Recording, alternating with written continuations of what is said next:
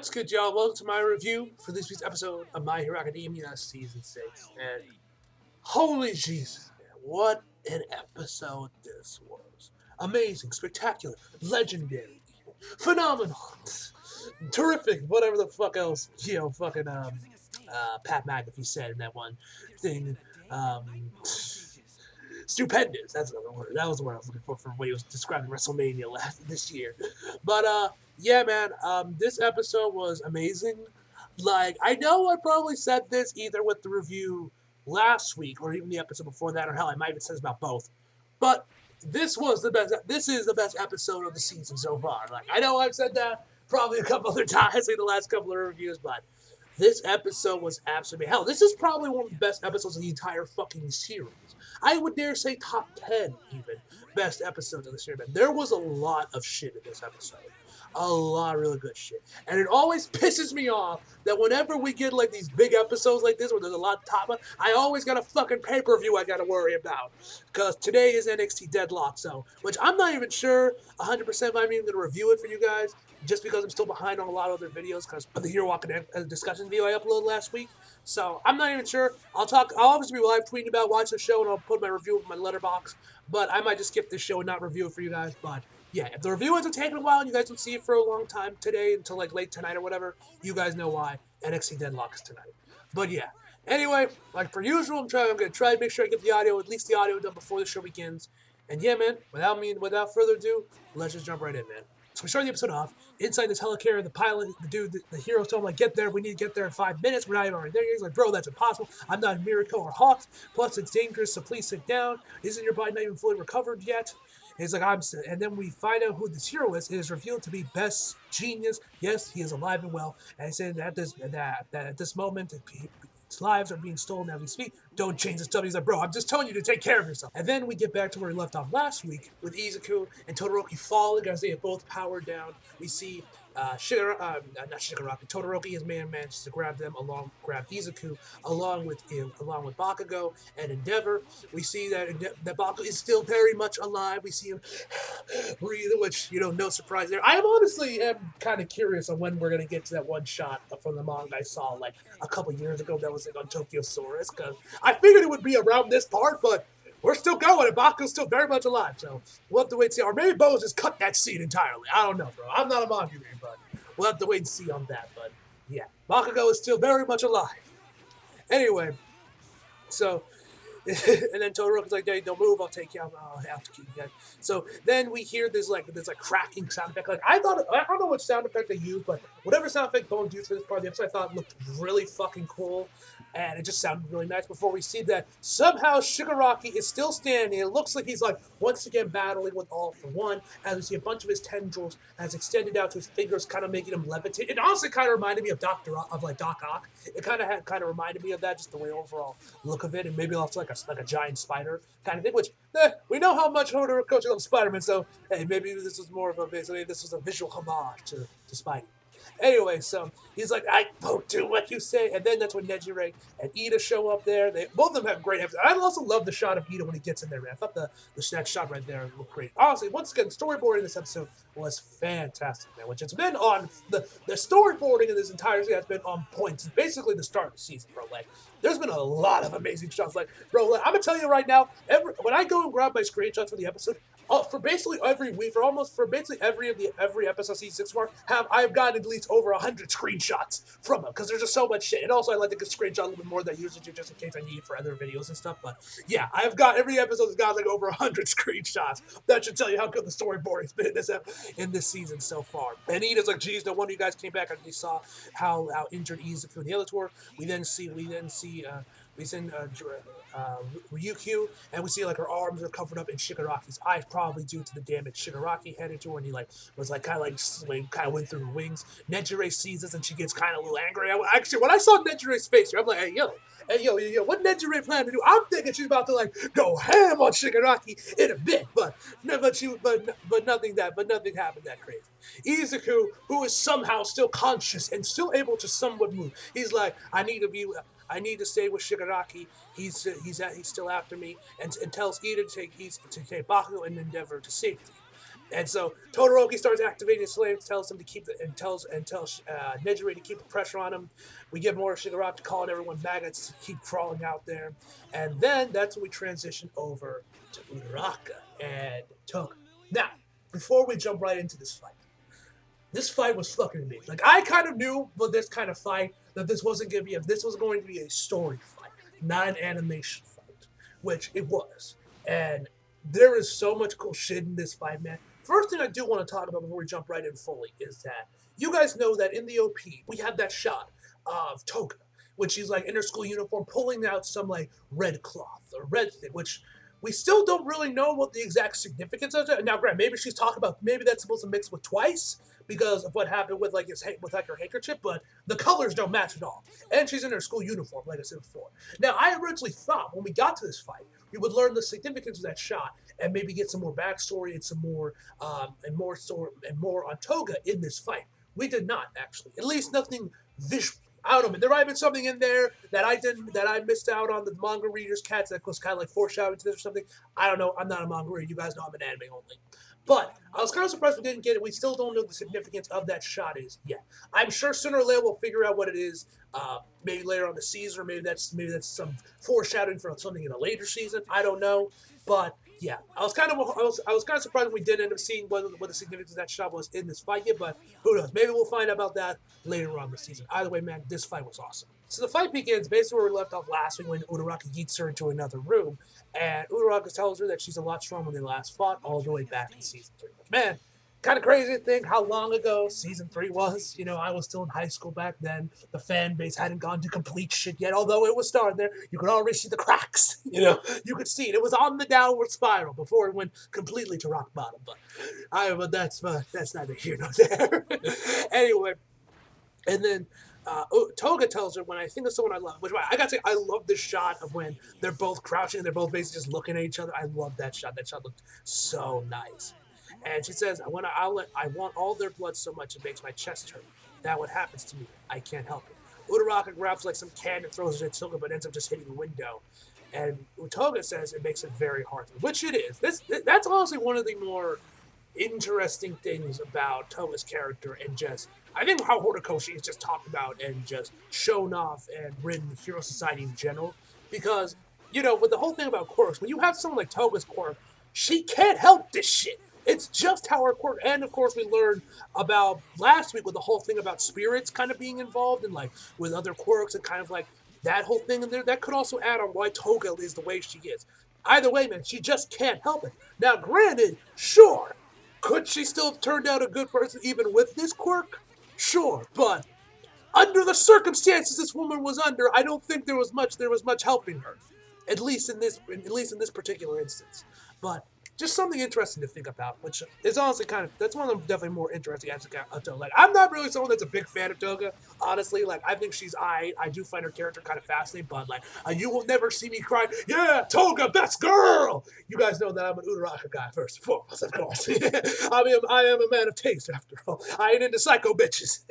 But anyway, and then Toga tells Uraraka what happened in MVA when a woman, the blue chick, told oh, you poor thing, about what's normal for her and tried to kill her. And then she used her quirk and Uraraka's blood and dropped it from a high place. And I gotta say, I don't know how this looked like in the manga, but the shot of Toga with like half her face covered in shadow with that huge massive like smile, that creepy smile on her face, bro. Easily one of the best shots of the episode, man. This shot looked absolutely amazing, man. I loved it. And tells her she dropped her from a massive height and was able to use her quirk. Too. And I gotta say also one thing I gotta say. Shout out to Toga's Japanese VA, man. The voice acting in this entire episode was legendary. But Toga, and especially Dabi, was also another highlight. But Toga's voice acting here was spot on, man. I thought her voice acting was fantastic. So then Uraraka uses her wires to basically fires all of them at Toga, which honestly looked pretty cool. I didn't even know she actually had 4 of them in there. I thought it was like 1 or 2, but she has like 4 in each of her gauntlets, which will look pretty cool. I love that shot as well. Toga throws some of her syringes at Uraraka, and she falls on her ass. And Uraraka tells I would never have been happy. I would never have fallen dropping so from such a high height. What have you been trying to tell him, say this entire time?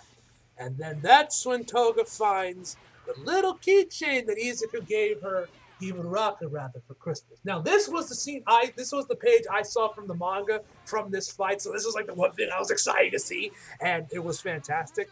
And so she's like, "Oh, this fell off from you. Is it something precious?"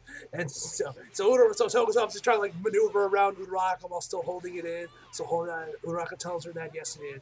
And then Toga tells her that Jin was a precious big brother to her. So Horikoshi, my man, just annihilated the shippers just right then and there, bro. Like, yeah, bro, there was nothing going on here. They were just siblings. It was a sibling thing. Which also makes sense given, there was probably a huge age gap between these two as well. Like, Toga's like, what, 16 by this point? His brother got around the same age as Uraraka. Well, Jin was like, what, 30?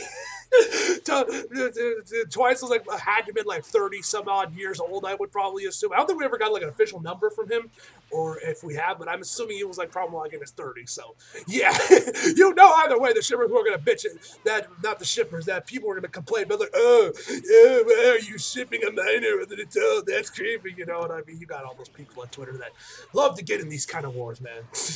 Either way, man. Then Toga tells her that we are the same.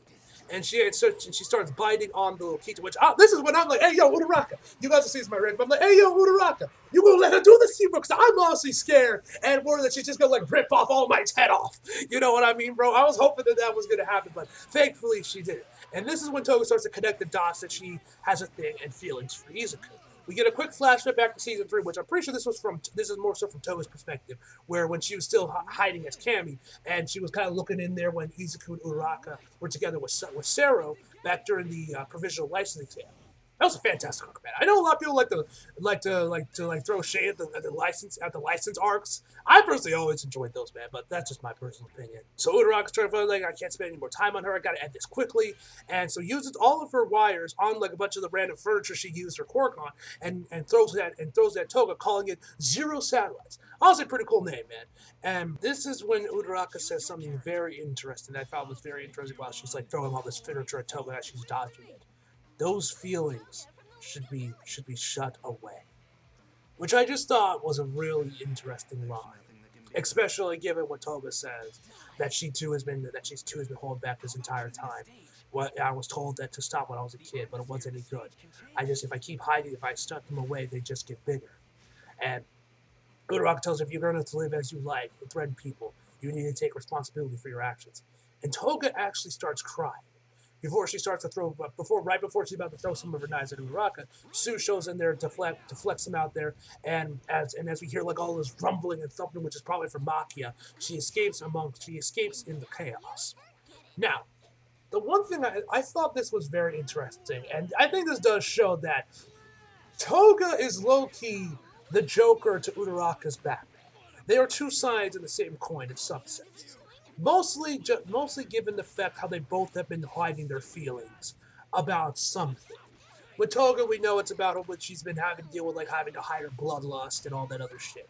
But with Uraraka, it's hiding her love for Izuku, hiding her feelings she's had for Izuku, basically since the beginning of the series. Which we've already known this since season 3 when she said that she was going to hide these feelings so she could focus on being a hero.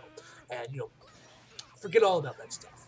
But I find that kind of interesting that in this fight, as Toga is like trying to like express herself and trying to get this off her chest, Uraraka just tells her to keep all your emotions bottled up. I just thought that was fascinating. I just thought that was really fascinating. So, I also gotta say, the voice ending here when Toga starts crying was also really great, and the music was also pretty good. I like the song they were playing during this fight. I thought that was also really well done. So yeah, I really enjoyed this fight, man. There was a lot of good stuff, especially that last bit with Toga and Uraraka. Just the contrast between them and how Uraraka is still telling Toga to like hide her feelings, especially considering Uraraka is doing the same thing. I just thought that was really really fascinating because also. Basically, since around the start of season 6, I have been following a lot of Izuku Uraraka shipper accounts on Twitter, mostly just for the fan art they retweet. They usually end up retweeting some pretty good fan art, so I always like seeing those. And there's this one Uraraka fan artist I've been following recently who mostly she nowadays just retweets Genshin shit, because apparently Uraraka's been MIA in the manga for a while nowadays apparently. But through these different accounts that I've been following, I have been hearing through the grapevine about the similarities between Toga and Uraraka, just overall relationship. And after watching this episode, I can definitely see those parallels and kind of how they are, kind of how Toga and Uraraka are very similar in a lot of ways.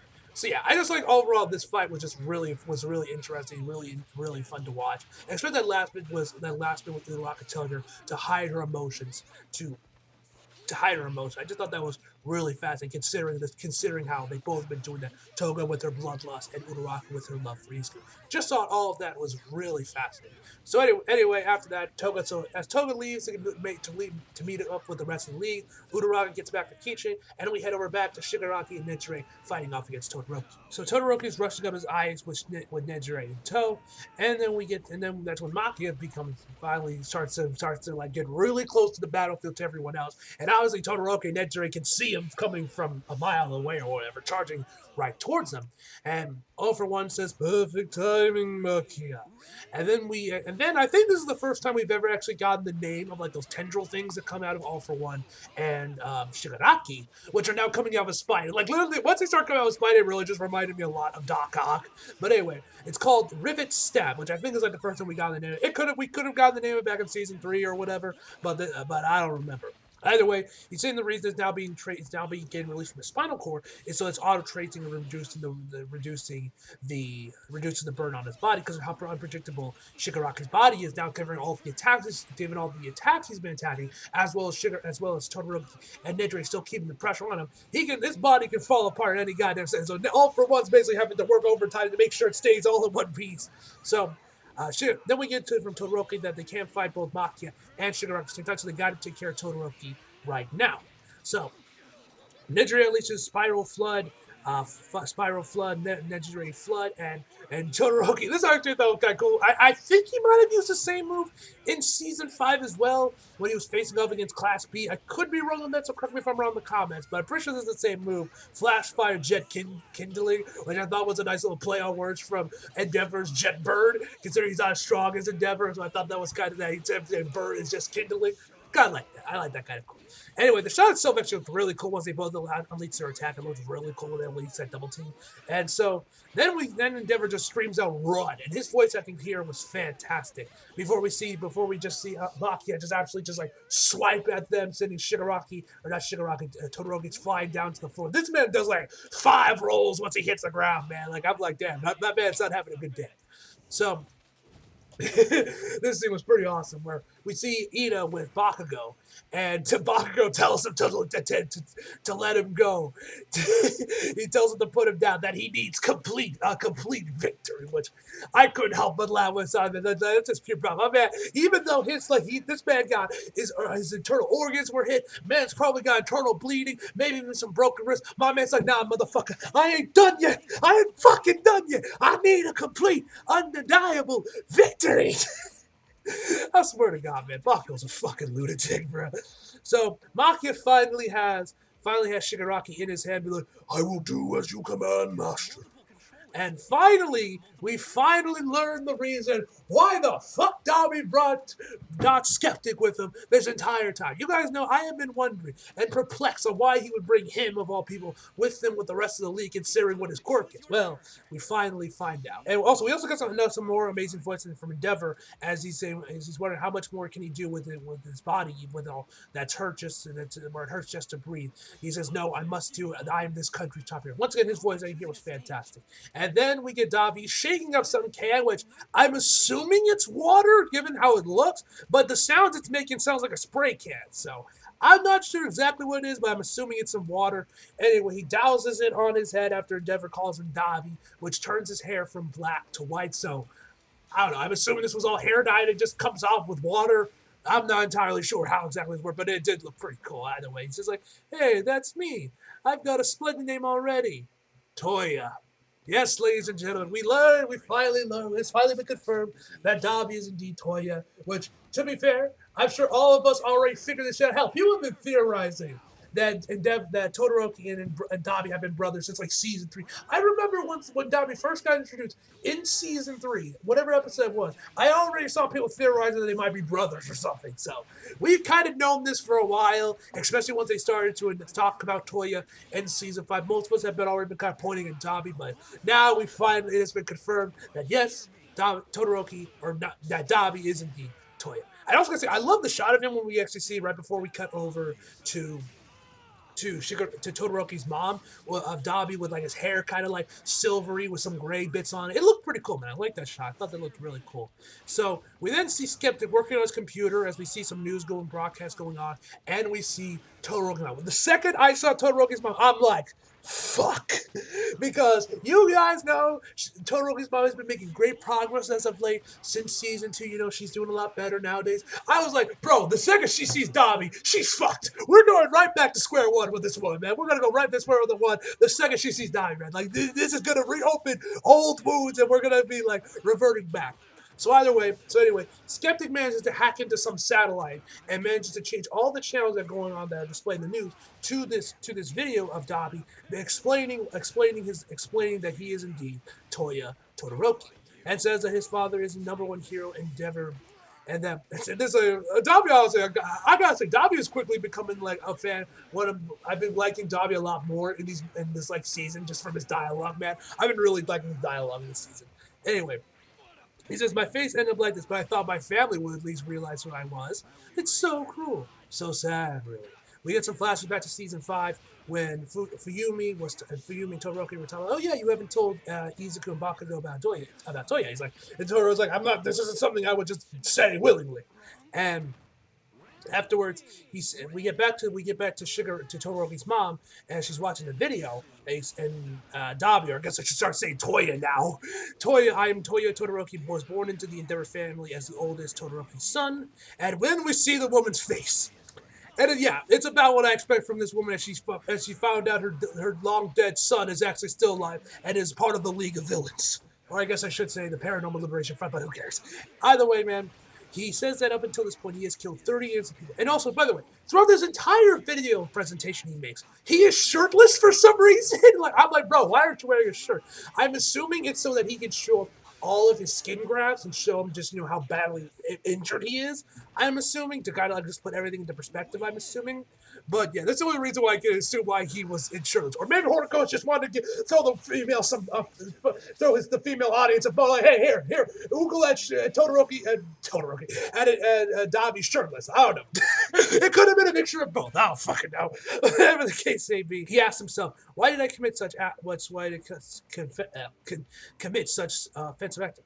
And that's what he wanted to share. And then he says, of course, what we already knew, that Endeavor wants here for power, from his despair of not being able to surpass All Might. So he, of course, made his mom forced his mother to marry him and had her bear a kid so that she could finally be able to have a child with strong enough quirk to surpass All Might. And as he's seeing this, we see the destruction leveled against the rest of the city from, I'm assuming, Makia's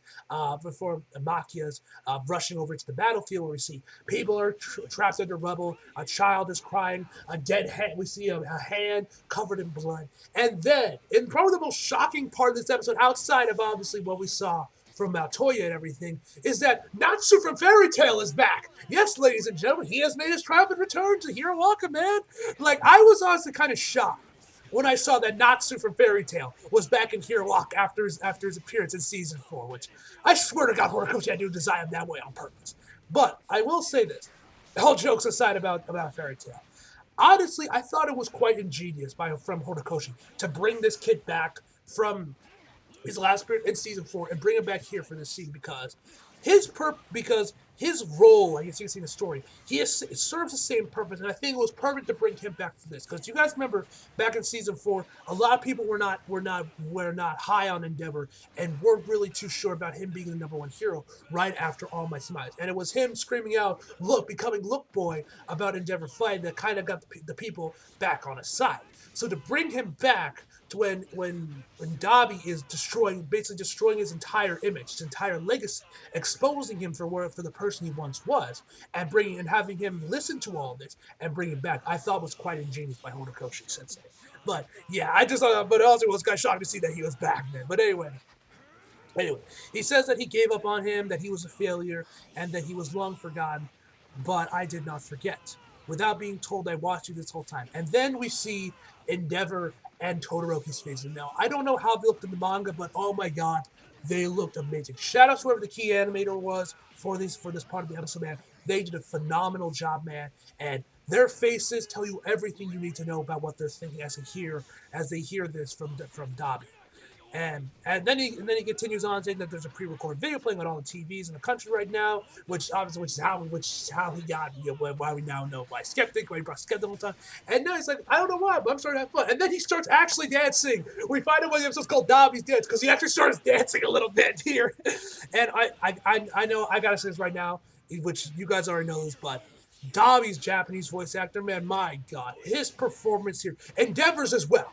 Endeavor and shit. I already know I mentioned this earlier in the review, but I have to say it again. Dabi's performance here was phenomenal. Man. You guys know me. I love the dub. I prefer the dub, but I got no qualms with tip my hat on the Japanese cast, man. I am honestly super excited to hear this episode when the dub finally gets here because I'm excited to see how the dub cast handles this. But the Japanese voice actors for Dabi, Toya, or not Toya, Toga, Endeavor, and Shigaraki, and Todoroki, all of them were fantastic, man. So he says, well, how can I trample on your life? It's all I've been thinking about since that day. I didn't know why I existed. I cried every day, clinging to Natsu. You didn't know that, did you? And we see the shot of Toya as he's on the ground, probably after he got his ass beat by Endeavor, and we just see him, just getting beaten and probably crying. Now, there's just something interesting, which I'll talk a little bit more once we get to see Endeavor side of the story, because here from this frame, it looks very similar to how we already know from Todoroki's backstory about how abusive Endeavor was and how intensive his training was to kids so young. But then we see what happened from Endeavor's point of view, and it seems like it's a different story. Now, granted, things could have changed given from his hair, things could have changed over time. He could have become more desperate to have a son that could defeat Endeavor. But we'll talk to defeat all my butt. We'll talk about that man. But this is something I noticed when I went back and rewatched the episode. This is something I noticed that was different. And this line right here about crying every day and clinging to Natsu, man. So good. At first, he thought that after he completed his plan, he should just kill Todoroki. But then he became the number one hero, and all he wanted to do was make him happy. I was afraid you were going to die in Kushu. I let stars serve it, and ending to you one after another, even though you wanted to be the number one hero so bad. It must have been a heavy burden. You were soothed by the administration from the public, weren't you?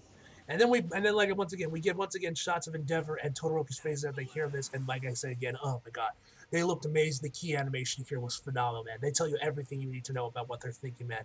Ugh, so good. I don't know how it looked like in the manga, but oh my god, it looked absolutely incredible here, man. The time you spent talking to your kids made you feel a bond of family, right?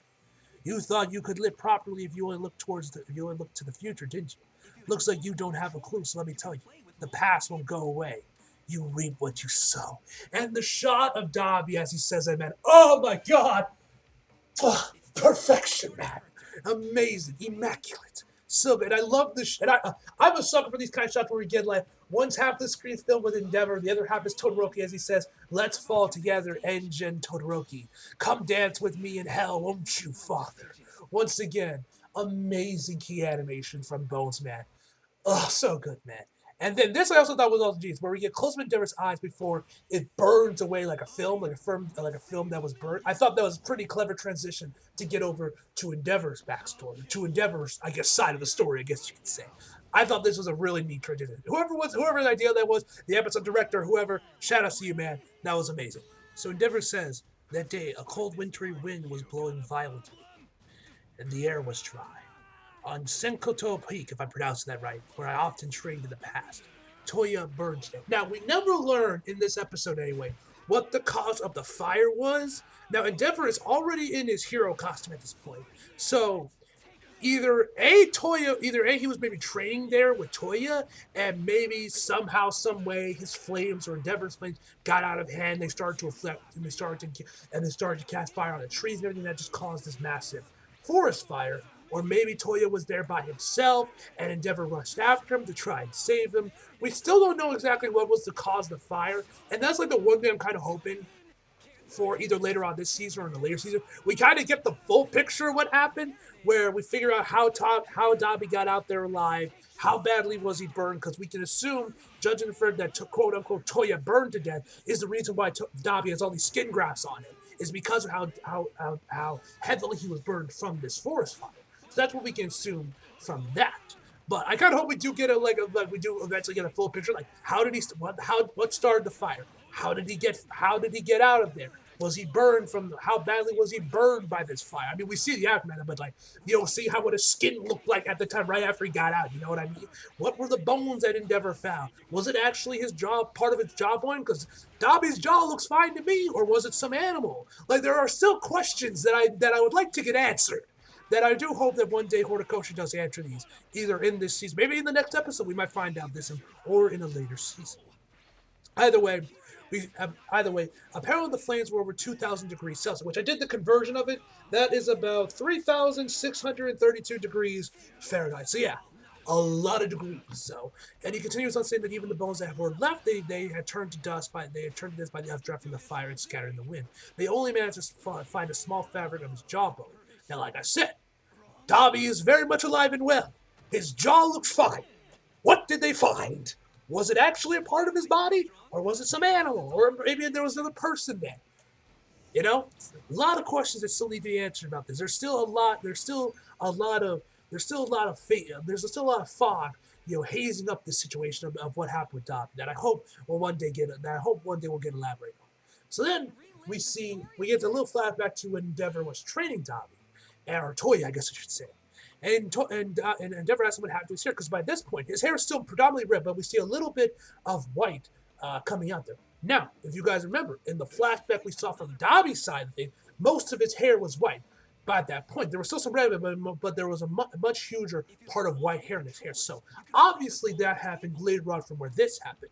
And at this point, it seemed like Endeavor was like, raising a normal family. He was actually being a good father, very fatherly to Toya at this point. Toya is like, oh, no way, that's like an old man. Forget about that. Teach me an ultimate move. And we see him like having his both hands covered in flames. And Endeavor says that his firstborn Toya did not get frost, but the firepower he did have was greater than mine. He couldn't negate the overheating, which was a minus. And it's honestly kind of weird seeing Endeavor so young and seeing him kind of like smiling and kind of be like more of a father, because he like goes up to Dabi or Toya. I'm gonna be flip-flopping between their names, but guys, so bear with me. And then he shows up his fireman, and then we see Todoroki's mom, and she still has a big smile on her face. She seems like a good situation here. You see Fuyumi with the little flower man. Like, at this point, it seems like there was a normal family dynamic going on in the Endeavor household at this point. And at the same time, he continued to hope for someone that would have half cold, half hot. And the mom and his wife thought that siblings could support each other. So it seems like Endeavor kind of lucked out when he was kind of like, okay, let's keep going, let's keep making more kids till we finally hit the jackpot. And that's when Fuyumi was born. Now we see this kid. Now this could have been Natsu. We could have been seeing the timeline here is starting to get a little confusing, because we see earlier on, right beforehand, we see Endeavor with Dabi, and then we see his mom, but then we see what I'm assuming is Fuyumi. Now, that could be Natsu for all I know, but it seemed like that was Fuyumi. And then we see his little baby, but Endeavor is talking about like they had their second child, Fuyumi. So this could have been farther back in the past, which it seems like it is, judging from how Dabi looks. It looks like this was further back when Fuyumi was indeed born, and at the time. And Fuyumi only had frost. She did not have fire. Neither of them had the quirk he wanted.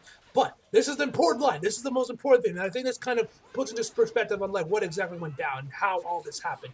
At the time is when Endeavor says, I was fine with that, because Toya had more raw power than I did. I trust my ambition to him. And then we see Dabi get burned a little bit. That he should be able to go where he wanted to. His frustration, his jealousy, his disgraceful heart, all of it. He thought that he could smash all to pieces for it. Now, this is important. At the time. So it seems like what happened at the time, maybe when Dabi was like, 10 years old, 5 years old, 8 years old. When we see a first flashback, he was fine. There was no family dynamic in the house. But as time progressed, his despair got worse, his frustration got worse, and his desire to want to top All Might got worse. And that's when he probably became a lot more harder on Toya during his training, get a little bit more abusive, and then of course we led to where we are now with what we saw in Dabi's flashback, as well as what happened with Todoroki. So that's me kind of like constructing the timeline here and how all of this went down. Like I said, kind of hoping Todoroki eventually later on elaborates on this to like fully put everything into perspective. But that's my headcanon right now on how this timeline had progressed up until this point. Because there is a lot of conflicting things going on with these two flashbacks here. But anyway, we get back to the present. Endeavor tells him that this is an inexcusable lie, and Dabi tells him, "I'm alive. It's an undeniable truth. How could you not realize that I was your son? Was it because Flame Corps are a dime a dozen?" And then this is another very interesting line that Horikoshi threw in there, and we'll receive from Mr. Compress. He did that. Mr. Compress. He says, you have an interesting lineage too." Now, what the fuck could that be? Now, could he be related to some other hero, that pro hero that we're already familiar with? Perhaps. I can't really think of anybody off the top of my head. If you guys got ideas for yourself, your own theories, leave that down below in the comments. But this obviously leaves a lot more. Leaves a lot more interesting questions. Who is Mr. Compress related to? What is his lineage? Now you got me. Now Horikoshi got me asking about him. Yeah, I got me asking about Mr. Compress and what his deal is. But yeah, that was very interesting that Mr. Compress said that. So I guess maybe one day we'll find out what his deal is, what his backstory is. But that is interesting. And so Dabi tells him, like, if you still doubt me, I can give you some of my skin and blood. You can do a paternity test. But then Dabi says, but I already did one. I made it public anyway. And then we get back to the video he has there where he has his paper about the paternity test, where he used some of the Endeavor's blood left in the fight of Konshu. And then there was a 99.99% match. So, confirming that he is indeed Endeavor's son. Which actually, one thing I just remembered that we forgot about. Dabi has like these rings or like staples by like his mouth near where his jaw is. So maybe he is missing a jawbone and these staples keep his jaw, in the right place. We don't know. But that's something I literally just remember. I literally completely forgot he had the staples in his mouth. But that could also be a reason. That could also be why they're there, to keep his jaw in place. I don't know. Like I said, we don't know what caused the fire and all that other shit, but regardless of such, he continues on saying, Endeavor continued to make his mother bear children after that. Their fourth child, who is someone you may all know, and was shown with Todoroki, he finally succeeded. This is when we see that Fuyumi is also listening in on all this. But even raising his hand against his masterpiece, I saw Natos. I'm assuming by that he's talking about all the abuse and the super intensive training that him and Todoroki both experienced from Endeavor. Endeavor is not someone who thinks of others. He is a self-righteous and weak-willed, consumed with his own importance. We see that Natsu's done listening in all this, which actually, upon second viewing, I don't know if y'all knows, but if you pay attention to the background, you can see one of the kids behind Natsu is like straight up dead. This poor student is dead tired right now, bro. And I'm like, bro, I feel you, bro. I just thought that was funny. I didn't notice that initially, but on second viewing, I did. I just thought that was so funny. And we get back to Natsu from Fairy Tail. Do you really think someone like that can call himself a hero? Once again, he is still firmly denying this. Fairy Tail Natsu is fully denying the thing that it can't be true. Who would believe this? This won't shake our trust in heroes. We're not that dumb. Which, I mean, bro, you'll be surprised the shit people will believe on Twitter these days, bro. I'm just saying. And then he continues on saying those that connect to Endeavor are the same. And this is when he shows off a picture of Hawks stabbing twice with his feather sword. Which I gotta say, love the shot that Dabi used here, bro. I didn't know, that Skip to get such good camera angles with the security camera. Like, bro, he got a nice, good money shot right there. It looked pretty good. And of course, he has like red text with it saying that says, "This is a hero's true form, bro." You gotta get that red text. And at this point, now Fairy Tail Natsu is completely horrified by what he is hearing. And seeing, for that matter. The number 2 hero, Hawks, didn't even hesitate to drive his blade through a villain who's crying and running away. Now, obviously, we know that Dabi is, like, stretching the truth a little bit, getting rid of a lot of context to what actually happened in the fight, but to be fair, he's not necessarily wrong. But we also know why Hawks killed him, and we know he tried every option to try and bring him in, alive. So... But yeah, he's not necessarily wrong, but he is kind of like missing a lot, again, and skimming over a lot of context in this fight. But whatever the case may be. And so that's when, and then we kind of, and then then Skip kind of starts to like be like, hey, it's hastily made, but the ending for this is actually really good.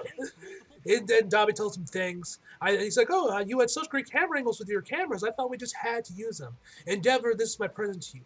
I did some digging on that spy bastard Hawks.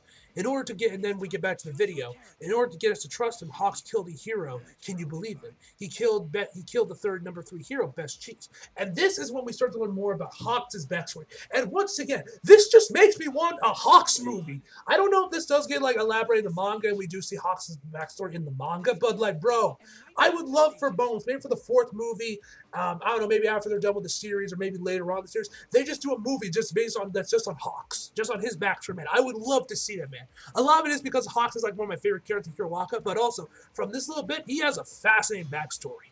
So he says that violence has always been a part of his life, and that his father was a villain who committed serial robberies and murders, and that's why he has passed his real name. And also, his father was captured by a devil.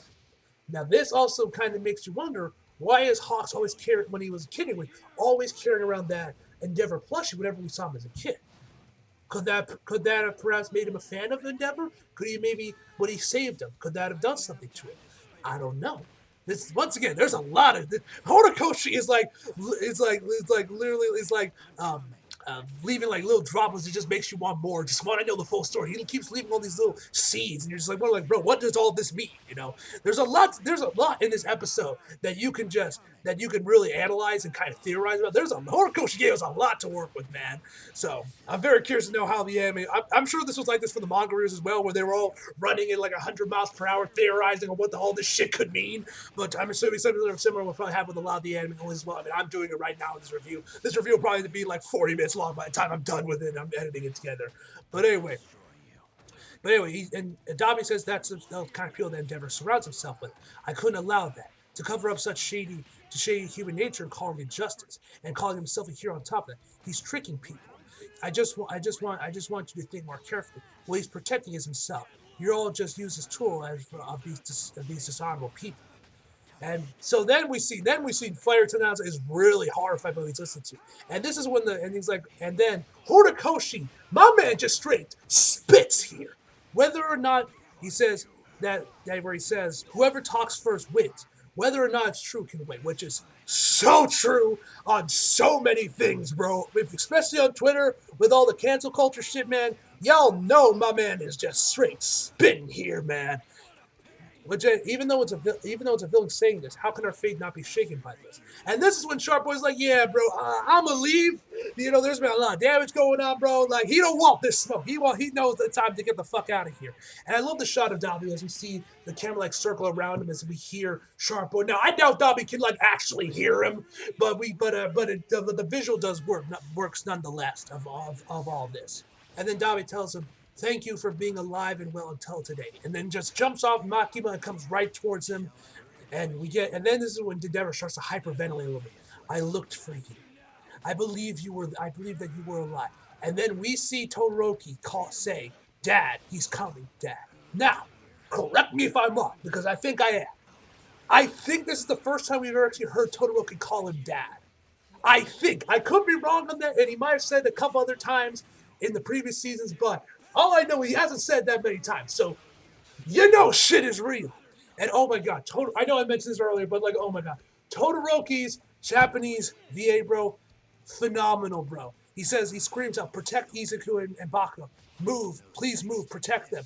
And then we see that he's crying. Hey, do that later. And then we see Dabi unleash his next deck. Like, oh my god, the animation here looked amazing, bro. Like, it was no Uga Buga Sakaga, whatever the fuck, but oh my god, this looked pretty fucking cool, man. Like I said, bro, we do not deserve bones, man. We do not deserve bones, man. Anyway, and then he let them and like I love the pose he does when he's falling towards him, and it's called Flash Fire Prominence. Before he's like completely engulfed in like the blue flames, which I hope we do also get explain how his flames turn blue. That's another thing I want to know. How does flames turn blue? And then right at the last minute, Best Genius shows up, wrapping Dabi, as well as mocking a few of them up with his wire after fixing up his hair. He says that Best Genius is on the job again starting today. So obviously, like we saw this in the opening as well, Best Genius is fine. So that begs the question, what the fuck was in the duffel bag that Hawks was carrying? Because it looked like his corpse. Could it have been a clone? Could it have been something else? We'll have to wait and see. Or maybe he was dead, or maybe almost dead, but then he was able to get him out low enough so that he could get fixed up. I don't know. Like I said, there's a lot of questions that this episode left us with to ponder and to theorize about. And that, ladies and gentlemen, is where the episode ends. Phenomenal episode again, man. We do get a little edit of the ED where we see a shot of Toya as well as Dabi. And yeah, next episode preview looks like it's going to be absolutely insane. And we're going to finally learn out what Bakugo's true hero name is. Now, I think this is something I've mentioned, I believe probably when that episode of Season 5 aired, when I did my review of that episode for Season 5. But I remember back when that chapter of the manga first came out, when Bakugo said he wasn't going to tell anyone but one person first what his new hero name, what his actual hero name was, talking about Best Genius. There were a lot of people theorizing, and I found this out because someone asked Clifford Champion, who you guys know is employed WA for Bakugo, of what his theory was and who he thinks the name was. Now, at the time, the running theory was that Ground Zero was Bakugo's true name. I think I also heard some people that it might have also been Kachan, which I don't think it is, because that is not menacing in the side. Like, imagine Bakugo running up to some villains and saying, "My name is Kasha." Like, it does not strike fear. Ground Zero, it just sounds cooler. It's a nice Metal Gear reference, and that's what Horikoshi was going for. But yeah, so we'll find out next week what his true hero name is. My vote is for Ground Zero. Hopefully it's that, or maybe it could be something else. But Ground Zero would be badass. That sounds pretty cool. But yeah, that's my theory. I'm looking forward to seeing when we do find out what Bakugo's true hero name is next week. And yeah, a lot to theorize about. There was a lot of talk with this episode, as you guys could tell in the runtime of this review. And yeah, man, I have talked long enough, so that's where I'm going to this video off. Overall, I give this episode a 10 out of fucking 10, ladies and gentlemen. So hope you guys enjoyed the video. Like if you did, subscribe if you're new. Follow me on my socials if you feel like it. Links down in the description box below. And as always, come back for more. See you guys next time.